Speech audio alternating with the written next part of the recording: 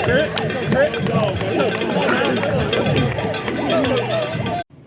right, ladies and gentlemen, welcome to tonight's episode of Coach Shawn Witten Show. As my partner Tony Briggs and myself talked to Coach Witten about the big victory for the Cyclones last week, where we finally broke through offensively, played just an all-around great game for the Cyclones. And then tonight in the second segment of our show, we're going to talk about just the absolutely huge battle as the Cyclones travel to Anderson County to face the Mavericks in a big 4A matchup, not only for this end of the state, but for the entire state of Tennessee. Coach Witten, let's begin with talking about the impressive victory for the Cyclones last week here at Citizens Bank Stadium. Well, Stacy, just guys played really good. Got out there and did the things we executed in practice. It was good to see us spread the ball around and work on the things and kind of get back to Cyclone football. It was a really good feeling just to see guys, smiling on their face. Guys making plays, enjoying themselves. It was a great crowd, great atmosphere. Just really felt good for us to go out there, regardless of the opponent, do the things and play to the standard that we're supposed to. And Tony and I talked about it a little bit before the game. We talked about it after the game. It didn't matter who you played last week. You could have played a Pee Wee team. The Cyclones needed that. You felt like they needed that, especially on offense, to feel what it feels like to catch that ball, to get yardage, to score a touchdown. How's their confidence this week after? Well, it's been a lot better. I think our offense has kind of gone week to week now. Just kind of inserting the plays and putting a few wrinkles in, the things we got to get better at, trying to maximize our personnel. Just to see what guys can do. To keep guys fresh, keep them going. We tried to do some things where we worked on different pass routes to certain kids that these guys learn these routes better than others and do these type of things. We worked Cam Baker and Justice at the H-back positions. We got a 6-man rotation with Whitaker now at the offensive line, so that kind of gave us a break and gave us some balance. I really think that Nate's given us a good burst at the running back position. Cade did a lot as far as playing safety. We've inserted him some at the linebacker position because we were out Mason Ball and Eli Williams. So we've been trying to use him more of a defensive factor there. But just a really good week for us. It was a great 4-day of preparation. The ball, once we started throwing one ball, it felt like we were throwing a lot better. We only had one incomplete pass. So just proud of the guys, the way they came to perform, and proud of us for, regardless of who you play, making sure that we played to the standard. And last week we got to call some names that we had to call on defense and on offense. How do you feel as a coach with those kids?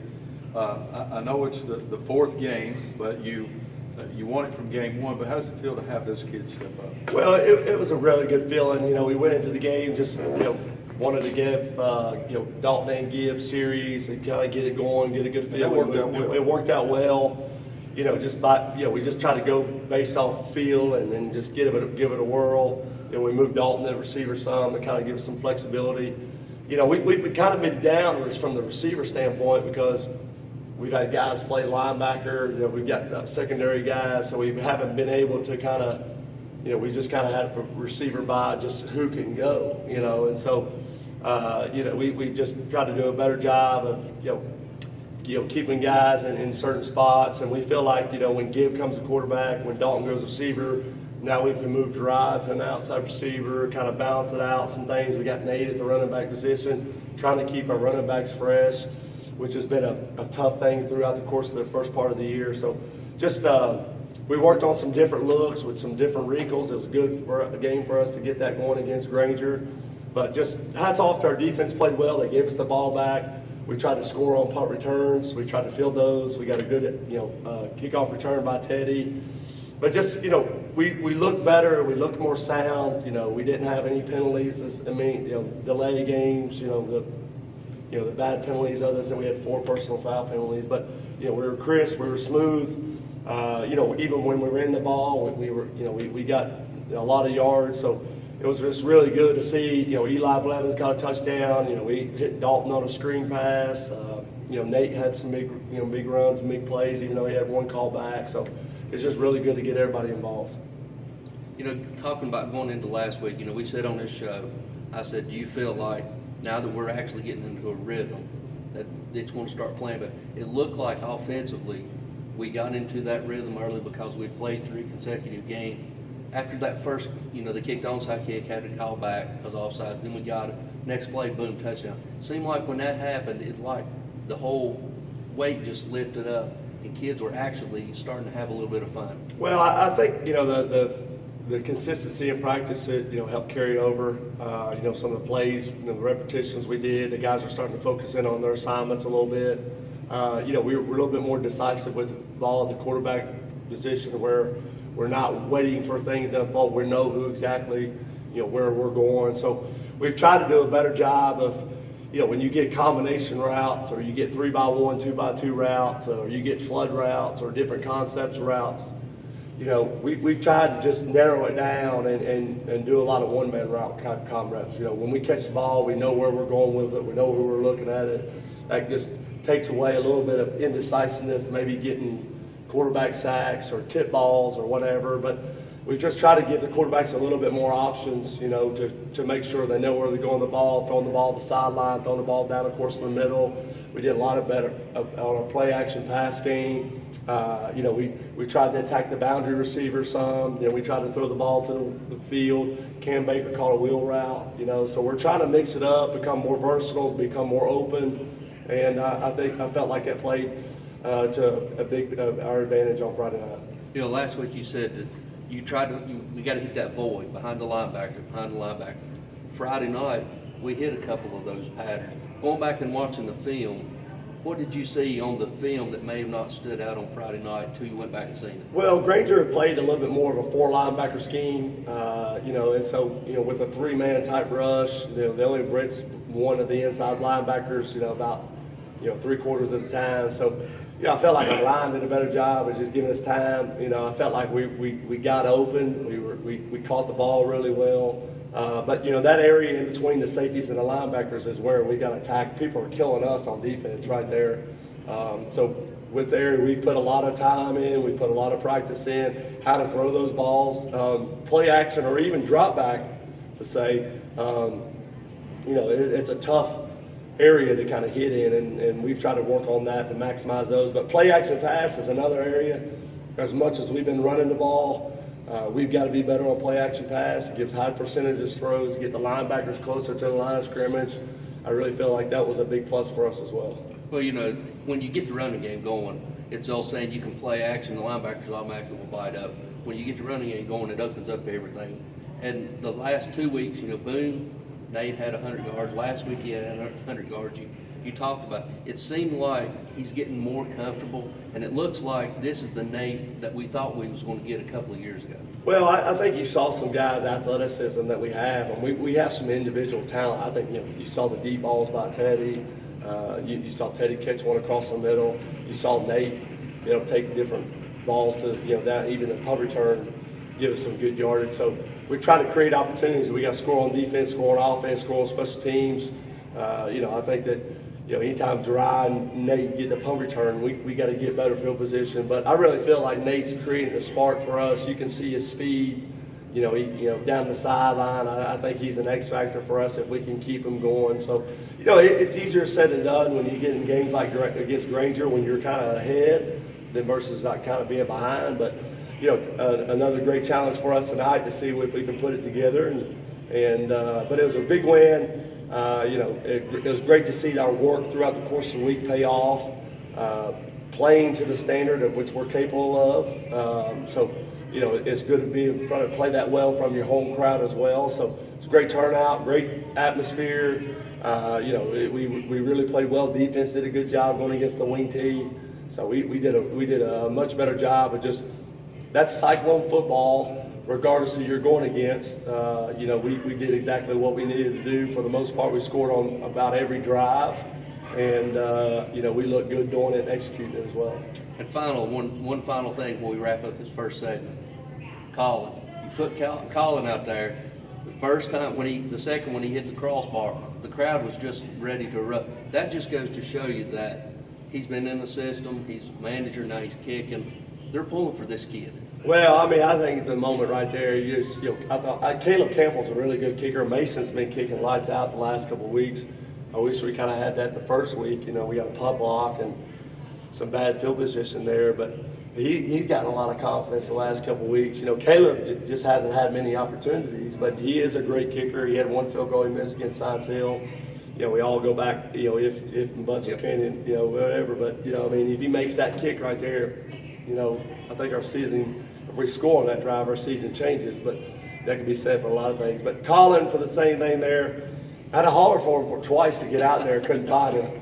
So I took the time out to let the student section kind of get the hype and for them to realize who was actually out there kicking. But, it's good to have those moments. It's why you play high school football. It's good to have a senior like that. Colin's a favorite in the locker room, and so it's good to hopefully we can get another opportunity of that where he can make it. All right, ladies and gentlemen, that's going to do us for last week's recap against Granger. We're going to go back to the words from our sponsor. When we come back, we're going to break down tonight's crucial contest as we're traveling to Stacy's favorite place in the world to go watch a game. We'll be back after these words from our sponsors. All right, ladies and gentlemen, welcome back to the Coach Shawn Witten Show. Coach, we're going to a place that up until last year in the playoffs we didn't have much success. Going to Anderson County. Anderson County is deemed as the, air quotes, as the team to beat, their destiny.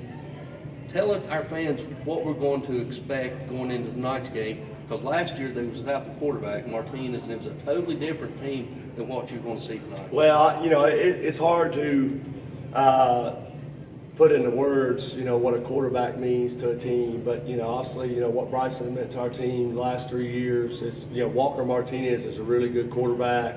He really makes Anderson County go. I mean, this is a football team that went 6-6 last year, and when they lost their quarterback, they basically lost everything. Last year I thought was their year to go. This year is their final year to go. They've got a really good receiver in number 14, Val, who's a home run threat receiver. They got a quarterback that everything they do, it's RPO game, it's unbelievable throws, it's extending plays. He just does a great job. If you put pressure on him and go man coverage, he'll beat you. If you rush 3 and drop 8, he finds the open zones. He has the ability to throw the ball from the left hash to the deep right corner. It's about as good as it gets as far as seeing a kid as cool, as calm as he is and make the throws. They put a lot on him. They're a good football team. They're big. They're strong. It's a tough place to play, obviously. But, we try not to get so much involved in that for our team because, every year is kind of different. Obviously we've got a great history with Anderson County. It's a tough place to play. They've kind of been the third team, as you want to say, in 4A there to kind of make the playoff run there. But they've been right on the cusp, and they got a great quarterback this year. They're undefeated. They've played some really good teams and some common, Knox Powell and Science Hill, and they played Ray County, which we're going to play in a couple weeks. So it's a very well coached team. It's a good team. They've added some assistant coaches that have been prior head coaches that have kind of made them a little bit stronger, a little bit better on the defense side. So for our listeners at home, it's a team that likes to throw the ball, a team that likes to score very fast. It's a team that if you watch on Saturday and Sundays, they're a no huddle call to play at the line of scrimmage, and they do a great job of putting their plays and concepts. And I bet in about a 2 or 3 game breakdown, you see anywhere from 15 to 20 different formations as well. Yeah, they're a very hard team to prepare against when you watch them on film. But then if you turn around and you look over, they're similar to what the boat we're in and what a lot of Greenville's in. They got a lot of players that play both ways. Well, I think everybody's kind of in that same boat right now. It's a matter of if you can get up or you get down in the game. I mean, you see a lot of the same offensive linemen playing defensive line. You see a lot of the same people flipping over. One of their better players is a fullback, H-back, tight end. He'll flex out receiver. He'll play linebacker. He'll play defensive end, and he does a lot for their football team. So I think that a lot of teams are in that same boat. It's just a matter of can you keep them healthy, can you keep them on the field, and can you create that deficit or can you get up 14 or down 14? You saw like our kids last week. When you're up, you have that different energy about you versus when you're down. You feel like you're kind of just you're reeling all the time. So, I think everybody's kind of in that same boat where you got the 20, 25 kids that you're relying on to make a lot of plays for them. It's easier said than done with a guy like Walker Martinez. He's as good as advertised. He's a good quarterback. The measurements, Tony, he's only about 5'10", 150, 60 pounds. I mean, but he's got a strong arm. You saw last year, as good a team as they were last year, when he went down, they were just basically couldn't function as an offense. But tough place to play, tough challenge. Tonight's doesn't get any tougher than this. It's just, there's something about going down there and play, and it's just they make it tough on you, and so it's not so much about tonight as well. I mean, we know that this is probably a destination for us in several more weeks. We're going to have to maybe get down here to play, and so we got to be it's going to be a great challenge for us. Offensively, you're building on what you did last week, going against what we see Anderson County on defense. How are you looking without giving too much game plan? How are we looking to attack this Anderson County defense? Well, for the most part, they play a 6-man box. They'll play 4 defensive linemen, 2 inside linebackers. They play a lot of man coverage. They've always played a lot of man coverage. They're a little bit more sound and disciplined a little bit on defense. They used to kind of be all over the place, kind of more sporadic some on defense. It used to be a lot of prowl, a lot of guys up on their feet, moving around. They're more sound a little bit now. And that's because of the new coordinator. They got a new defensive coordinator. Has been a head coach, and his name's Tony Lambert. But the thing about it is for them is that they're very they do blitz a lot. They do give you a lot of try to get you behind the chains. They want the ball back. They're a high scoring offense. So they do a lot of things to try to gamble on defense. For us, tonight, play action pass, getting the ball to receivers quick. One of the keys tonight's game is going to be finding the safeties. Safeties over the top and in the middle of the field. We got to be able to attack the man coverage. Our receivers have done a great job all week with Coach Turner, working our releases, inside releases, outside releases. But we got to do it. If we want to win tonight, we got to be able to locate those safeties and make sure that we can get the ball over the top. I'm just glad I don't have to run for office in Anderson County as many times as Tony says how bad I hate this place. It's a horrible drive on a Friday afternoon because of the traffic off of 640. You got the one-sided stadium, you got the graveyard, the fireworks, the music, the obnoxious announcer. It's not a pleasant place to go. All of that aside, though, what I remember about Anderson County is, number one, these names, Martinez, Noe, the other kid. It's like when Marty Story played for Greenville. It seemed like they've been there 6 or 8 years. This is the year that they're pointing towards. They thought it may be last year, but as you said, they go out. But what I remember about the Anderson County team going back to when Corey Russell and Carter Everett were seniors, they absolutely bring it on the line. They attack, they attack, they attack. And it's not going to be any different tonight, is it? Well, they do a lot of outside zone. They do a lot of running back sweeps. You hear the name number 18, Moog. It's like he's been there. That's one of the names. He's been there about 8 years. He's been inserted as a running back position. He does a great job of catching the ball out of the backfield. The one thing you're going to see tonight is they do a great job of getting 5 receivers out on about every play. So it's not just 1 receiver, 2 receiver. The running back gets out on the play. The tight end get out on the play. They try to do a great job of, they put formations in the boundary. But they are a heavy, run pass option team where a lot of decisions are based on the quarterback. They put so much on his plate to make you wrong, And so the biggest thing we got to do is we got to make them throw it underneath. We got to do a great job of when we can get pressure on them. We got to get some batted balls tonight. We got to get them into 2nd and 10s, 3rd and 10s. We got to make them do a good job of getting the ball, not so much down the middle of the field versus, out on the edges where we have the ability to kind of double coverage, make sure we're dropping those things. They've just done a great job in the early part of the games of just, being quick strike scoring. They just hit slants across, deep posts across, digs across the middle. They do a great job of swinging the running backs out. But, it's just sometimes you as a defense, you can put pressure on them playing man coverage. He tries to, do a good job. They get the ball out. You rush 3, drop 8. You got to try to keep them guessing the sky. It's like playing CAK a little bit, going back to when we played them in 2009 to 2012. You got to kind of disguise your coverage a little bit. We got to rock and move our safeties. We got to roll our corners up. So it's just going to be a tough challenge tonight. There's a lot of run-pass option, a lot of outside zone sweeps, and then throwing the ball down the field. It's going to be a tough offense for us to stop. It's going to be a great challenge. You mentioned they're going to bring it. They definitely do try to do a great job of establishing the offensive and defensive lines. A lot of those guys play both ways. Tight end, H-back can play both ways. Move to running back, plays linebacker. So we got to do a good job of, keeping them off the sideline, hitting our passes, hitting our runs. See if we can hang in there and see if we can get a turnover or two.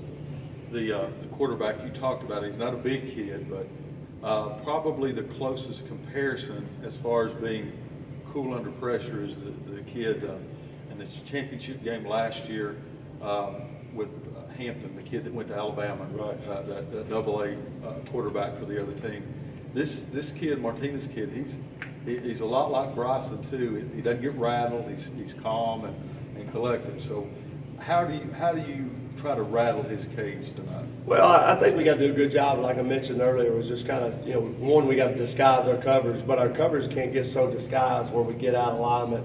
We got to have guys like Nate come on and get some PBUs that we had towards the end of the year. We got to be right there when they catch it. We got to be right there to kind of tackle and maybe time some of our coverages out where it's a bam-bam play where we can kind of, when the receiver gets ready to catch the ball, we can knock the ball out. So we've worked hard on that. Also, just seeing from our front four and our 3-man front rush, can Brad, Ben Adams, Andrew Blevins, Markel, can we create some type of pass rush? Typically, for us, we relied on Trenton's inside pressure, or, some guys there, where we're missing Mason Ball a little bit tonight. We just see if we can mix in some linebacker pressure, some fire zones to get them behind the chains. 2 weeks ago they played Ray County. It's the only game they kind of came from behind. They had 2 turnovers and 2 interceptions. Still came from behind to win. It kind of shows you how good they are on offense. So tough place to play. Great challenge for us tonight. We got it would be another great game for us to see where we're at. Towards setting up this second half of the season. To see what kind of team we have that can go on the road and match this intensity and match this challenge. Coach Witten, as always, we thank you. Ladies and gentlemen, that's going to be a wrap for this week's Coach Shawn Witten Show here on WBEJ Radio. We're going to go back to the word from our sponsors. When we come back, Tony and I will have our pregame show for you as the Cyclones travel down to Clinton, Tennessee tonight to face Anderson County, to what many people, as Tony said, quote, think is the best team in the state, end quote. We'll see tonight, ladies and gentlemen, as the Cyclones travel into the belly of the beast and try to bring home a victory in game number 5 for this 2022 season. We'll be back after these words from our sponsors on WBEJ Radio.